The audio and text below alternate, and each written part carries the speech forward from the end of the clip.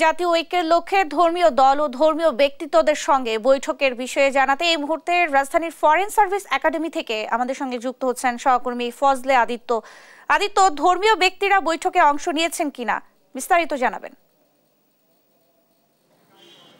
Nancy, যেমনটি বলছিলেন যে ধর্মীয় যারা নেতৃবৃন্দরা রয়েছেন তারা কিন্তু ইতিমধ্যে ফরেন সার্ভিস একাডেমিতে এসেছিলেন এবং অল্প কিছুক্ষণ আগে কিন্তু মূলত প্রধান উপদেষ্টা ডক্টর ইউনূস কিন্তু এসে পৌঁছেছেন এবং তাদের সাথে যে বৈঠক সেই বৈঠক কিন্তু চলমান থাকবে এবং তার পরবর্তীতে হয়তো আমরা জানতে পারবো সেই বৈঠক শেষে তাদের সাথে কি সংক্রান্ত বিষয় আলোচনা হয়েছে।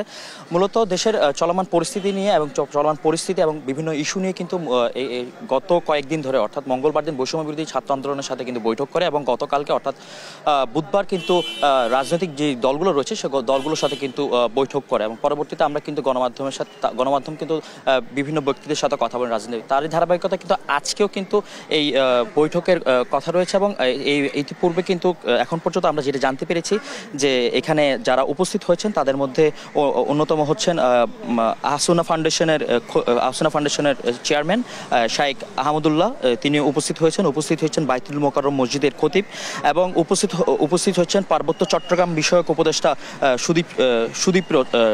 সুপ্রদীপ চাকমা কিন্তু এখন পর্যন্ত উপস্থিত হয়েছেন।